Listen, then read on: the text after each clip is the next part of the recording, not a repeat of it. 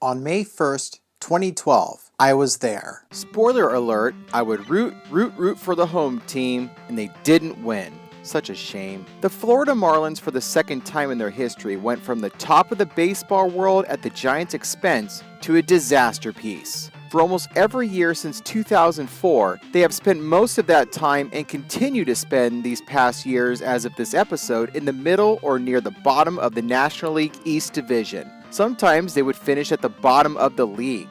During this period of futility, the Marlins were owned by Jeffrey Loria until 2018. Loria would give the Marlins a wholesale makeover before the 2012 season began. No longer would they be playing in the middle-aged, we'll call it Sun Life Stadium for that period of time. No longer would they be wearing teal, as if they had been following a trend that a National Hockey League team in my neck of the woods made popular. No longer would they be known as the Florida Marlins, even though the old name is associated with 2 World Series championships. For 7 seasons, they had a design and colors that would work for a baseball team in Grand Theft Auto Vice City. Now they had a beautiful ballpark where the old Orange Bowl once stood, which had a horrible eyesore that came to life after a Marlins home run. I said had. They would don an alliterative name, the Miami Marlins. The team changed their logo and colors again after the 2018 season. Time to wipe the slate clean. The Giants were looking to try it again after relinquishing the World Series throne in the 2011 season. They finished 8 games behind the Arizona Diamondbacks after staying around at the top of the division for about 2 months of the season. One possible contributing factor could have stemmed from an incident that happened the last time the Marlins were at AT&T Park. In the second game of a series between the Giants and Marlins, a devastating play happened at home plate which would result in some rule changes about catchers blocking the plate and base runners running towards home plate. In the top of the 12th inning, with 1 out, Emilio Bonifacio would hit a fly ball to right that would get caught for out number 2. Scott Cousins, the runner on third, would tag up and head for home. As Cousins was trying to score, he slammed into Buster Posey, who happened to be blocking the plate. The play was a brutal car crash that resulted in Posey getting a broken leg. The injury would shut him down for the rest of the season. Before the 2014 season started, baseball would establish Rule 713, also known as the Posey Rule, cutting down on one of my favorite plays in baseball. I personally had no problem with what Cousins did. Blocking the plate is part of baseball, the runner using force to score is part of the game as well. Injuries happen. I had said that Posey being on the shelf could have been a factor in the Giants missing the playoff. The truth was, after Posey got injured, the Giants were unable to string together long winning streaks. They did win 8 straight in September, but the Diamondbacks on 3 occasions since the Posey injury strung winning streaks together longer than 5 games. Also, beating the Giants head-to-head when it mattered also contributed to the Giants having to abdicate the throne and try again next year. A month in the young 2012 season, and the Giants were in 3rd place, 1 game back on the Diamondbacks, and 4 games behind a familiar foe, the Los Angeles Dodgers. As for the visitors, a bottom-feeding baseball team by any other city name, logo, colors, stadium, and World Series winning manager was still a bottom-feeding baseball team. This would be another season in which the Marlins were bad, but not as bad as the Rockies, Cubs, or Astros in what would be Houston's final season in the National League. Starting for the Marlins was Ricky Nolasco. Nolasco was the new Marlins ace who would pass some of the best arms on the 2003 World Series winning Marlins team. In 2009, he broke the Marlins record for most strikeouts in a game with 16, passing A.J. Burnett's 14. In 2011, Nolasco passed Dontrelle Willis for most strikeouts in franchise history. 3 weeks after this game, he would pass Willis for most wins by a pitcher in Marlins history with 69. 69. Starting for the Giants was someone who will go down as one of the best pitchers in the history of the franchise, Matt Cain. The last time I saw Cain pitch was the day before my 29th birthday when he was a rookie getting his feet wet on a team whose only lifeblood was whether or not Barry Bonds would go yard and get closer to passing Hammering Hank on the all-time home run list. Since that time, Cain went to an All-Star game in 2011 and won the World Series in 2010 with a playoff ERA of 0. Also, before Madison Bumgarner was taking Clayton Kershaw deep, Cain was quite the slugging pitcher, hitting 5 home runs going into the 2012 season. A month after this game, he would do what no Giants pitcher would do in the long storied history of the ball club: throw a perfect game. For the first 3 innings, it was a quiet pitcher's duel. Both teams were retired in order in the first and second innings. The Marlins went 3 up and 3 down in the top of the third. The Giants would try in the third inning to be the first on the board with 2 outs. Matt Cain hit a double to center.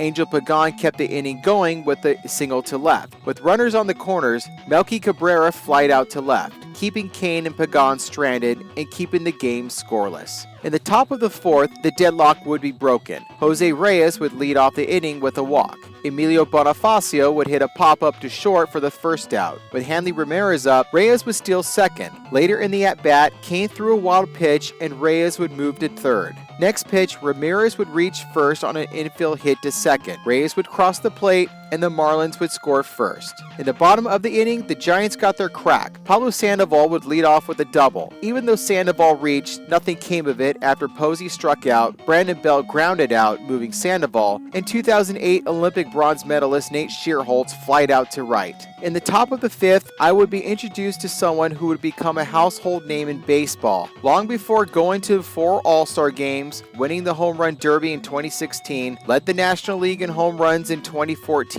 and 2017, winning the World Baseball Classic with Buster Posey in 2017, winning the NL MVP award in 2017, and getting traded to the Yankees after the 2017 season, I just saw Giancarlo Stanton as someone who made my night at the ballpark a little worse. Stanton would crush a leadoff homer to left, adding to the Marlins' lead. In the bottom of the sixth, the Giants finally got to Nolasco. With 1 out, Pablo Sandoval would cut the lead in half with a solo shot to right. For the rest of the game, the Giants' pitching kept the Marlins from scoring any further. However, the Marlins and Nolasco kept dangling the carrot in front of the Giants' hitters. Biggest tease was in the bottom of the 8th inning. Matt Cain's night would end when Gregor Blanco would pinch hit for the starter. Blanco led things off with a double. After a sacrifice bunt attempt, Angel Pagan reached on a throwing error from catcher Brett Hayes. Blanco moved to third. With runners on the corners and no one out, the Giants were primed to tie the game at least. Melky Cabrera grounded out to first. Pagan moves to second. Now the Giants had the tying and go-ahead runs in scoring position.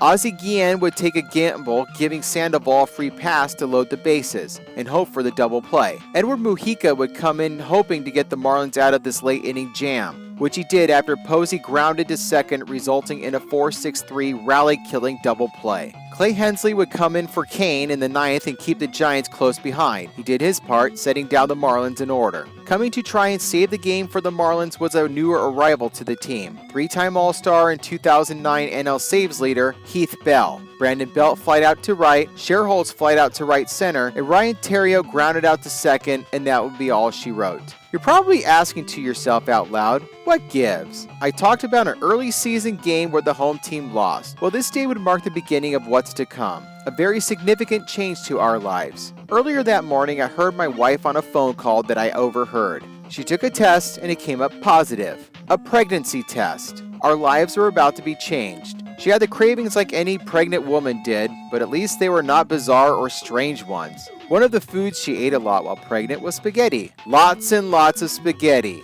I was extremely apprehensive at the idea of being a dad, even though it's been something I was hoping to be since I was 17. But that gestation period would give me plenty of time to mentally prepare myself for the new phase of our lives. The Giants nearing the end of May were 7.5 games out of first to the Dodgers. I didn't panic. If the 1993 season had taught me anything, it would be there was still a lot of baseball left to be played. 1 month later, in a 3-game sweep of the Dodgers, the Giants were tied for first with their longtime hated rivals. For the next 2 months, the two teams would be going back and forth. It wouldn't be until near the end of August and another 3-game sweep of the Dodgers at Chavez Ravine, the Giants would begin to run away with the division. A month later, they led as much as 11 games ahead of the Dodgers. Safe to say the Giants won the NL West in a runaway and would try to win another World Series. A World Series run. The perfect diversion to take my mind off impending fatherhood. It had to be. While October baseball was happening, the National Hockey League decided to once again throw their drink in my face. Their collective bargaining agreement expired on my 35th birthday, and another lockout would be in effect. Thankfully, the season didn't get canceled this time.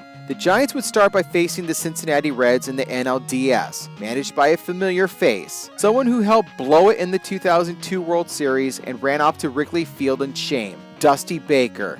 The Giants fell into an 0-2 hole. Then a trade deadline acquisition from the Philadelphia Phillies would give a speech that would rally the troops and begin to turn around. The Giants forced a fourth and a fifth game in the NLDS. In Game 5, Buster Posey hit a grand slam. The Giants became the first National League team to come back from an 0-2 deficit to win an NLDS series. In the NLCS, the Giants faced the St. Louis Cardinals, like they did 10 years earlier. Once again, the Giants were on the brink of elimination, down 3-1 in the series. Barry Zito, who was at one point written off after being left off the playoff roster in 2010 and suffering an ankle injury in 2011, threw 8 innings of shutout ball to force the series back to San Francisco for Game 6. The Giants demolished the Cardinals by outscoring them 15-1 in Games 6 and 7. The Giants would go back to the World Series, where they took on an American League juggernaut in the Detroit Tigers. They had 2 aces in Justin Verlander and Max Scherzer. Miguel Cabrera became the first Triple Crown winner since Carl Yastrzemski did the feat in 1967. Also, the team added power, signing Prince Fielder, son of another Detroit Tigers heavy swinger, Cecil Fielder.